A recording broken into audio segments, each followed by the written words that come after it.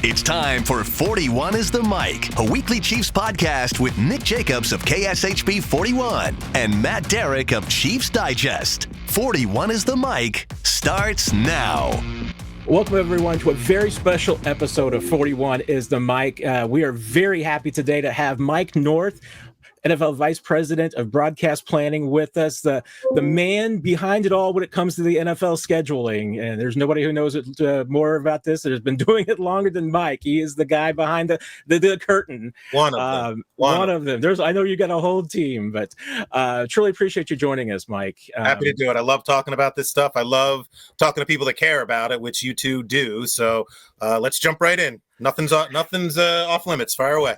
I love it. I mean, just big picture. I mean, this is a 272-piece jigsaw puzzle that you don't have a picture to, really, when you start this process. Yeah, and it's not even a jigsaw puzzle, because the jigsaw puzzle has one way that those 272 pieces come together and make one picture. You're right.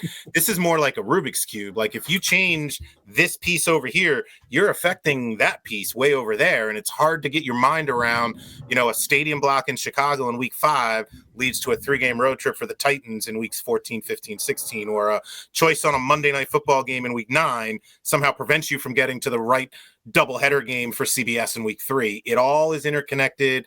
And obviously, just the way our scheduling formula works, we're all playing the same teams. We're all playing the same divisions.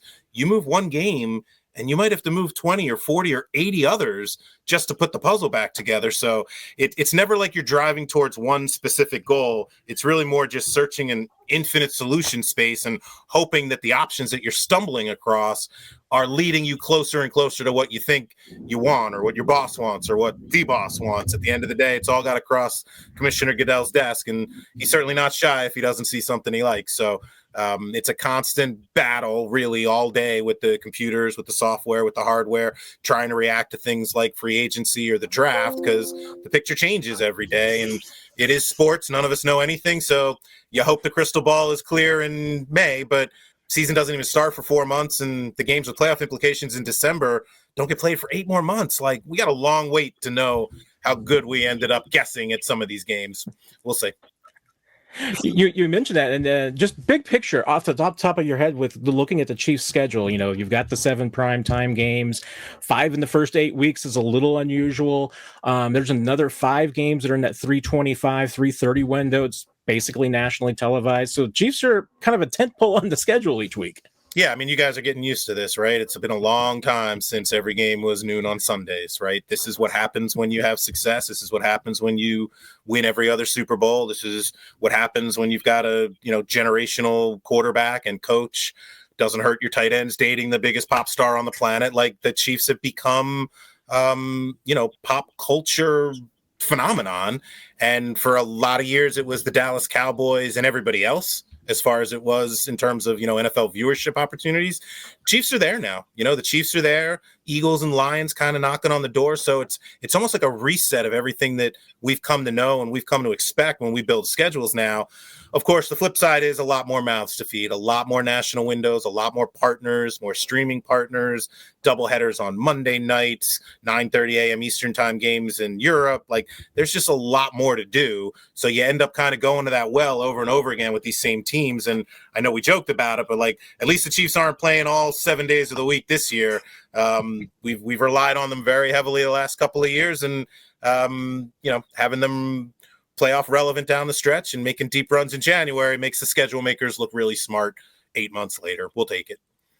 Now, Mike, I'm curious what you can say publicly. How did the Chiefs-Chargers Brazil game kind of come together? Because I know you said in another interview that it kind of came together a little bit later than some of the other games. Yeah, we knew the Chargers were going. That was part of the early determination. We knew, I think, really by Super Bowl, all the host teams, if you will, for the international games. And then it became a bit of a dance back and forth between the league office, the Chargers, and also the media partner. And you guys saw the news didn't break until much later. The media partner for the game wasn't known until much later in the process. So generally speaking, it's the league, the home team, and the media partner all kind of working together. And if you're the Chargers, all right, we've got to go to Brazil anyway. maybe we're better off having a division opponent come with us, right? Our fans at least will get a chance to see them last year, see them next year. So it's not like a Washington or a Minnesota that doesn't come through LA but once every 8 years. So maybe a little fan friendly that, you're not taking away a game they're not going to get a chance to see again. And then competitively speaking, I don't know. It's an interesting thought. It's probably a better conversation with the Chargers, but I'm sure there was some thought to them that, hey, look, if we've got to, get on a 10-hour airplane ride and play an NFL game, maybe it wouldn't be the worst thing in the world for one of our division opponents to have to do the same. So I'm sure there was, like we talked about in the beginning, a little bit of balance between the, competitive and the revenue. And it turned out when we realized we were probably going to be able to make it work with Chiefs Chargers in Brazil, you can imagine how excited everybody got, not just the media partners, but our whole international group. And we were still able, hopefully, to dole out the rest of the Chiefs games. I mean, you guys know what a phenomenal schedule. Just looking at the opponents this year, put the division aside entirely, and you're still talking about, Dallas and Philadelphia and Buffalo and Cincinnati. I mean, just so many good games, Baltimore, Washington, Detroit. Like, we could afford probably to take that Chiefs Chargers off the table, put it in Brazil, and still have enough left for everybody else. Did putting that Chiefs Chargers game in week 1 in prime time, did that kind of, I'm assuming it might be by that point you already had chunks of the schedule already set. So with the Chiefs having those 4 primetime games in the first 8 weeks, was the Chargers just, well, okay, now it's going to be 5. I mean, it was going to be 4, but we're okay with 5. Yeah, I mean, honestly, it's the Chiefs. We'd probably be okay with 8. I mean, they're just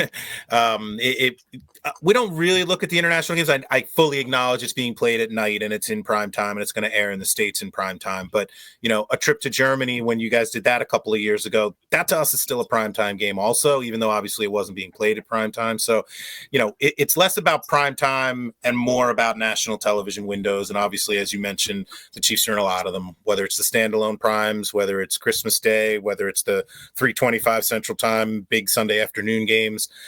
This is what happens when you win 3 out of 6 Super Bowls and have a future Hall of Fame coach and quarterback. This is we get out of our routine pretty quickly, and obviously acknowledging that Brazil is probably another step beyond that. But if there's a team that can handle it, it's probably the Kansas City Chiefs, given past record. And you were kind of talking about the schedule there, just how many top-notch storylines were available with the Chiefs matchup for you. Was it easier for you guys this year to be able to make sure every partner got a piece of that pie from a potential ratings revenue perspective, because you just had so many games across the board that you could basically fit in every window? You could tell first week in January when we started looking at the 272 for 2025 how good they were. And it's just a function of the rotation and the standings-based games, and the good teams are rotating through each other's divisions, and we were looking at the NFC North with the Packers, Vikings, Lions, all playoff teams, and the Bears, who made, we think, some pretty good moves in the offseason with the coach and with the offensive line. Like, those 4 teams are playing the entire NFC East, they're playing the entire AFC North. That's just a lot of really good teams all playing each other. And I hate to use the word sounds like a football game, but Howard Katz, my mentor, guy's retiring after building the schedule for 20 years, that was always kind of his, gut and feel. Sounds like a football game. There's a lot of them this year. So we could afford, like you hinted at, we could take some of the Chiefs' very best games right off the top and put them in places that we normally wouldn't, like Brazil or Thanksgiving, and still have plenty left for Sunday night, Monday night, Thursday night, and the Sunday afternoon doubleheaders. It was a really strong year just in terms of how the 272 lined up. And you mentioned that, and and obviously Chiefs do have a couple of Thursday games, one being the Thanksgiving, another one being Christmas night, which just really just part of prime normal Thursday package, right? Yep. Was there any consideration, because I think there's 3 teams altogether that are playing on Thanksgiving that then play on that Christmas Thursday day? Was there any concerns about that? Is spreading the wealth a little bit, or is it you're okay with that? Careful not to have the same teams hosting on both holidays. That's probably, arguably a bridge too far to those fan bases, although we've done it. I remember a year, I'm pretty sure it was Detroit hosted Thanksgiving, Christmas, and New Year's.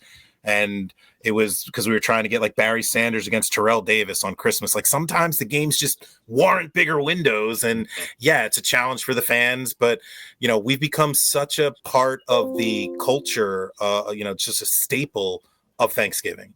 right? Just you can't have Thanksgiving without the NFL. And even all those years when the Lions maybe didn't have the record they wanted, including that 0-16 year, not that long ago, people forget, you were still getting 25, 30 million people watching that early game. Now you're getting to like 35, 40, 42 million watching that late game. So like we said before, you could take a Chiefs-Cowboys game, arguably the number one game of the year, rank all 272. That might be number one across most of our partners' lists. Pluck that one out, drop it on Thanksgiving where you normally don't go that big. You still got plenty left for everybody. And now we've got a real chance to kind of test and stretch the ceiling on Thanksgiving. And as big of a part of Thanksgiving as we've become, I think we're starting to see that on Christmas as well. So, yeah, you're going to see the big games, big brands, teams we think are going to be playoff relevant. And always as a default, if you can't really guess with your crystal ball what's going to matter, put a division game in there. So you got a lot of division games on Thanksgiving, a lot of division games on Christmas. Those are going to matter, throw the records out. They're going to mean something. Now, when you're looking at a Sunday night or Monday night football game, is there certain criteria that you kind of want from a storyline perspective that may be more appealing here or there? Yeah, it's interesting. If you think about Sunday night, you're talking about hours 7, 8, and 9 of watching NFL football if we're lucky enough to have our fans sit in front of their televisions that long. Sometimes even hours, 13, 14, 15 in the days when we start with a Europe game in the morning. That's an awful lot of football in one day. That Sunday night game has to matter. It has to be A to A+ to remind people and convince people to watch one more game, just one more game. And so that's why you see a real heavy dose of Kansas City, Dallas, all our biggest teams, multiple appearances in that package. It's how that package has been the number one show on television for whatever it is now, 14 years. We put A games there, no question about it. Monday night, little different because you think about what the machine that ESPN is. They can make a story out of just about anything. And it starts, first thing in the morning with, Greeny or Stephen A or whatever. They roll all through the day with all their shows, radio, internet, television. Like they can make a story out of anything. So, yeah, a storyline game, a coach against his former team, a player going back, a rematch of a playoff game from last year, stuff like that. That's something Monday Night Football does probably better than anybody else just because they've got that whole promotional machine behind them. Then it starts, 8 o'clock in the morning, and that's 12 hours of infomercial leading into our game that night. That's something not everybody else obviously can do. So, yeah, want to make sure there's a storyline there. Want to make sure, obviously, there's good games in every national window. But, Monday night's different, no doubt. There's probably something, Mike, that we here in Kansas City get that you probably don't get in a lot of markets, and that is games getting flexed, especially late in the season, because the Kansas City fan base is pretty spread out. So I whenever a game gets flexed, I usually hear from multiple people who are like, "Hey, wait a minute, I'm planning to come to this game. I live 6 hours away. I was planning to drive in."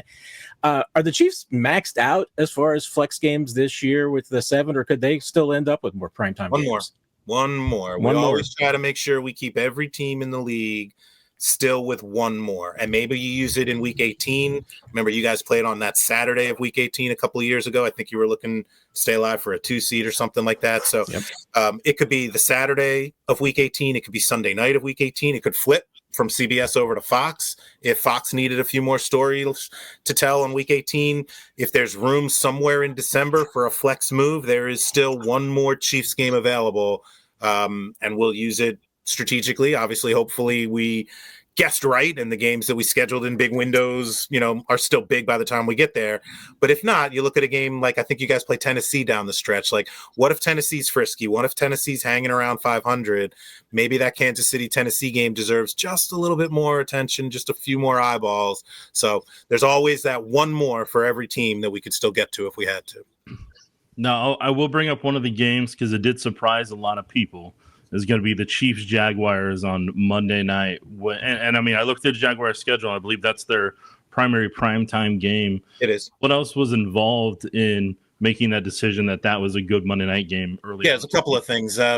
First of all, it wasn't that long ago the Jaguars were really good and were winning division titles, and Trevor Lawrence still a star in this league. So, okay, they had a down year. It happens to all of us. So didn't want to completely write them off from some national television exposure. The other thing was looking at the Kansas City schedule. As you mentioned, there's so many good games.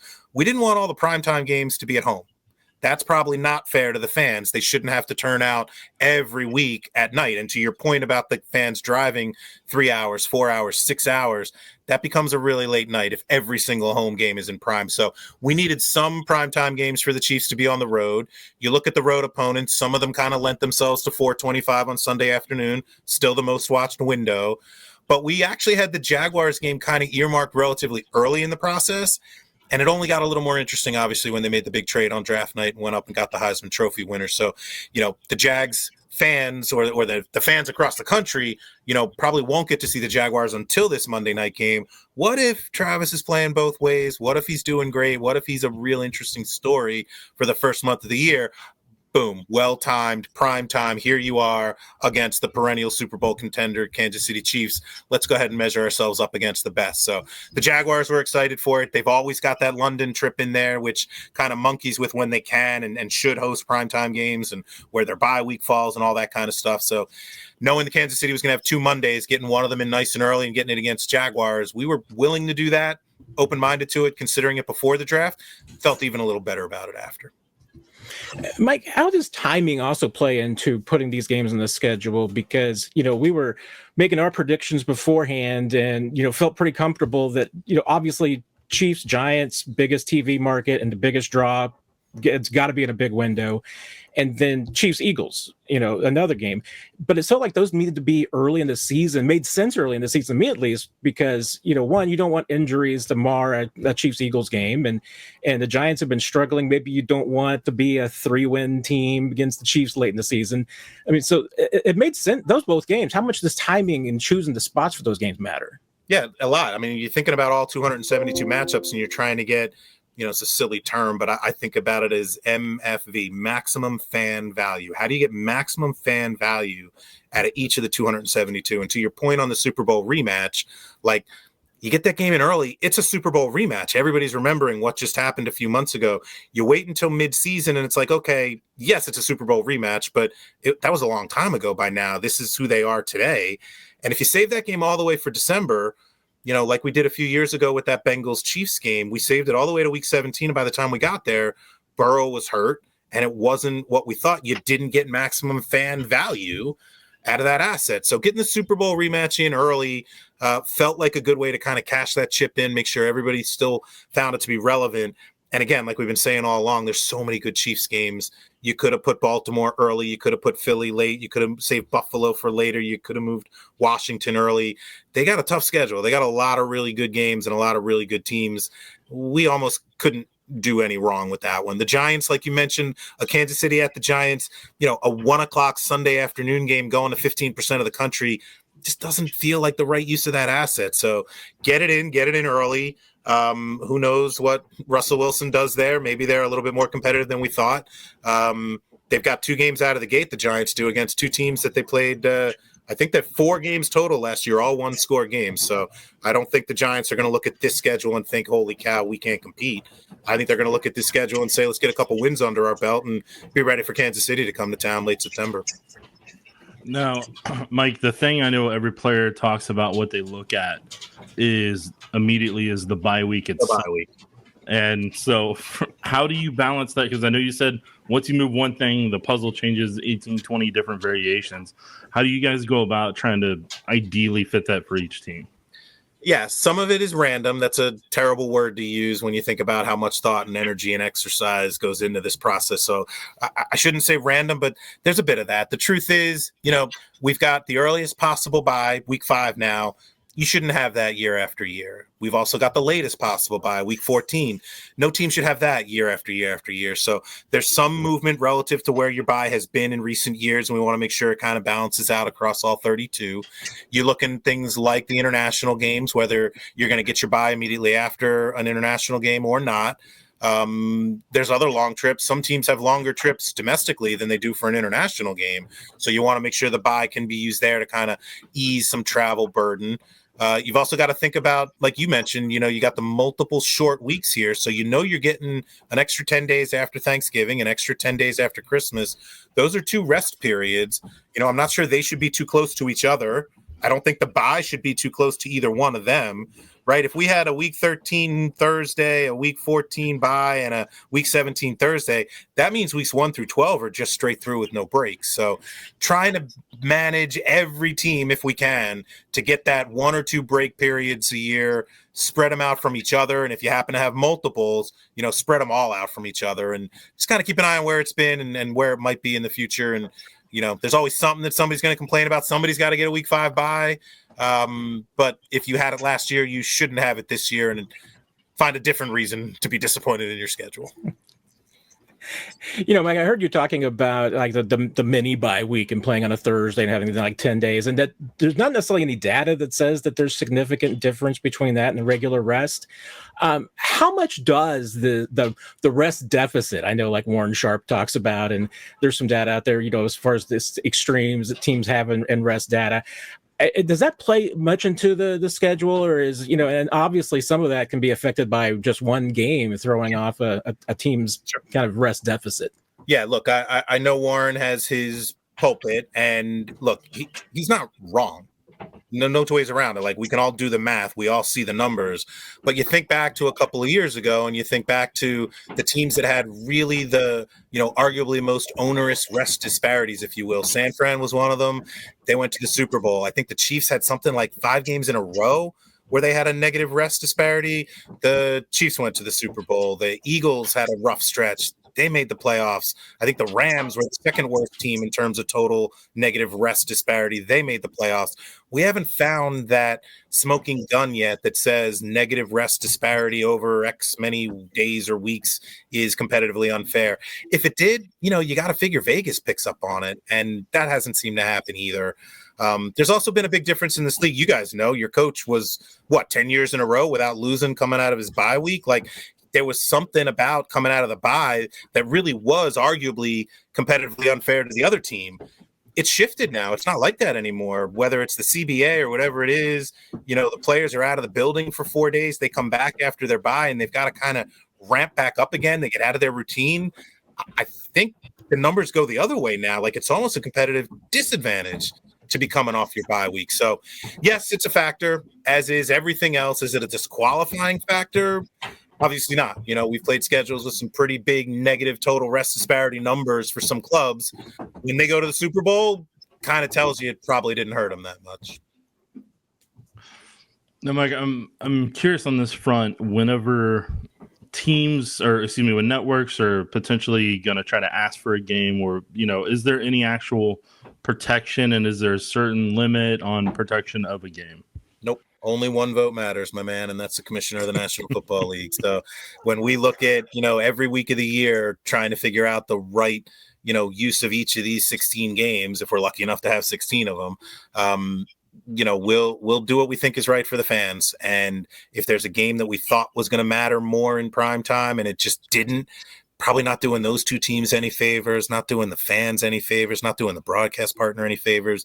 Slide that one back to 1 o'clock. It may still matter passionately to some fans, but maybe not nationally. And if there's another game that might be somewhat under-distributed otherwise, you go to a Sunday afternoon and you got 8-9 games going on at once. How wide can CBS and Fox even take some of these games? And sometimes the second or third best game on the Sunday afternoon slate is better than one of the primetime games. And so if we're going to be seeing that team in January in the playoffs, probably good for the fans to get to know those teams and meet the quarterback and meet the coach. And nobody knows anything in this league. It's the beauty of it, right? The last couple of years, I don't think we saw Washington coming quite as much last year. We didn't see Houston coming 2 years ago with a rookie coach and a rookie quarterback. I'm sure there's somebody this year that we've overlooked. Maybe it's Tennessee or Carolina or New Orleans. But if that happens, that's the beauty of flexible scheduling. The Saturday TBD pool, there's always a chance for teams to play their way into bigger television windows. And we look at every single week of the year. Most people, if you're in week 4, you're thinking about week 4, maybe week 5. We're thinking about week 12, week 14. What are we going to do what if this team wins another couple of games? Who's going to be still playing for playoff spots down the stretch? And will we need to use that one more Kansas City or Detroit or Philadelphia or Pittsburgh strategically? If you use it in week 8, you can't use it in week 14. So do you have something else to go to in week 14 if the Monday night game isn't as good as you'd hope? So it's one big, constantly evolving puzzle. And again, not a jigsaw puzzle, more like a Sudoku puzzle or a Rubik's Cube, because you change one thing, you got to change a lot. I joke about this, Mike, that I have Christmas football in my blood. I was 2 months old when the Chiefs and Dolphins played the double overtime Christmas Day Carrying playoff a game. picture of Kellen Winslow around in my pocket, getting carried off the field. There you go. So I love Christmas football. I know there's an inclination that, the league doesn't necessarily want one team to be a tradition on Christmas Day. Is there a possibility that just, in this current era, at least, and with the Chiefs raising their hand, I know they would like that seems like play on Christmas Day every year, that at least there's a temporary tradition, or, just maybe more often than not, teams that are in the Chiefs position where they've got the quarterback, they are the draw, that they're going to be on Christmas Day a lot? Look, I don't think the league office was disappointed when the Chiefs raised their hand for Christmas, put it that way. I don't know if we're going to commit to something, with a tradition. When we launched Black Friday a couple of years ago, there were a couple teams that raised their hand and said, hey, we're happy to be the permanent host for Black Friday. We didn't end up going down that route. Don't forget last year, you won't because you played in it, but Christmas was a Wednesday. Like, we weren't even sure we were going to play on a Wednesday. But once we realized we probably could, and now that we've played Wednesday, I think it's safe to assume we're playing every Christmas, whether it's 2 or 3 games. Yeah, we're going to be playing games. Are we going to have a permanent host for it? I don't think so, but, not up to me. Again, only one vote matters, and I'm not sure how far in advance he's thought about that yet, but I know when the Chiefs raised their hand and volunteered, and they've been very open about it, that obviously helps. There's no two ways around it. That helps. There are other teams that raised their hand, maybe didn't necessarily warrant that, spotlight, that platform, that footprint. But having good teams who are playoff relevant, volunteering to host on holidays helps. It helps a lot. It helps the scheduling team. I don't think we're going to commit to anything officially as Kansas City permanent Christmas host, but, they win again on Christmas this year. They go to the Super Bowl. They win the Super Bowl. I wouldn't be shocked at all if Coach Reed and President Mark Donovan raised their hands again, and I wouldn't be shocked at all if the National Football League listened. No, I'm intrigued with the streaming aspect that's kind of come on over time, especially over the past couple of years. How has it impacted you guys schedule-wise to make sure you give them a compelling games while taking that inventory away from an option on over-the-air for something that might be national? Yeah, no doubt. Balancing act. I mean, these streaming platforms, they're not platforms that nobody's ever heard of, right? They're at scale. They are well distributed. Maybe us old guys struggle to find them, but our kids can help us. Like, this is where people are getting their content these days. So it's not like we're asking people to go find something that nobody's ever heard of. These are widely distributed, at scale, and global. Right? Netflix last year, whatever it was, 25 million watching domestically, another 5 international. I think you're going to see the same thing with YouTube this year with that Chiefs Chargers game. We're going to do a good number domestically, and there's going to be, 15 to 20% lift internationally. It's a new thing for us all to have one media partner, one sporting event, and a truly global distribution platform. So in order to make that worthwhile to our partners, yeah, you absolutely have to put quality inventory in there. And you guys are used to it, right? You were in the first Peacock wildcard game. You want to make that successful, you put a Chiefs game in there, and suddenly you're doing broadcast television level numbers. I think it matched or maybe even just beat what NBC did with that Saturday night wildcard game a couple of years ago. Black Friday, you want to make that a thing on Amazon, you put a Chiefs game in there, and we get up to 15 million, creating a new holiday for fans. You want to make YouTube a thing, you put a Chiefs game in there. I mean, obviously at some point we have to have a deeper well, but I think your point is right. You want to make sure that, even though the fans know where these platforms are and are using them, and they are widely distributed, you got to make sure it's quality inventory that's being deployed there to encourage the fans to go find it. The good news about YouTube this year is, you don't need another subscription service. This one's going to be free. It's going to be in front of the paywall. And I think we're all real intrigued to see what we might be able to do with a truly global presence for a Chiefs Chargers game. They play good games like these last couple of years, everyone down to the wire. This is going to be really fun. And again, this year, lucky enough to have the depth and the quality in the 272 that you could pull out some really good high-end inventory for the YouTubes and the Netflixes and the Amazons and still have plenty left for our traditional linear television partners here in the States. There was nobody who looked at their schedule this year and said, wait a minute, how could you? What were you doing there? They were all pretty happy with what they got. That shows you how much depth we had in the 272 this year. And with streaming not going away, my kind of final question is kind of about that too, is that it certainly also doesn't sound like that the local element of broadcast for those games is going away either. So fans can count on those games still being in their local markets, even if they're on streaming. Yeah, I'm with the company 30 years now, and every word I've ever heard from our place, even as we've explored and tried to innovate and tried to do new things and fish where the fish are, reach the fans where they are, ingesting content.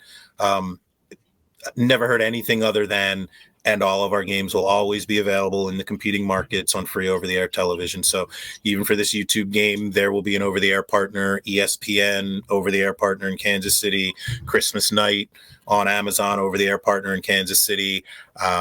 Nobody knows what the future holds, but everything I've heard, everything I've been led to believe, and you gotta just point to the success, point to the numbers and the viewership. I would have every expectation that local free over-the-air television in the competing markets is here to stay. And then, Mike, my final question for you is, what's one thing you hear all the time that you occasionally kind of get frustrated with from a scheduling perspective that you wish more people either knew or kind of realized about the process? It's funny. You guys have been doing this long enough to remember, like, the schedule used to come out like under the cover of darkness. It was just suddenly in our inboxes one night, mid-April. And then we'd look and we'd say, oh, okay, that's when the bye week is. That's when we're playing. Okay, now let's get back to draft and mock drafts and meet the prospects. Now it's become this thing, this off-season tentpole, and kudos to Hans Schroeder and Peter O'Reilly and guys like that saw what this could become someday if we did it this way.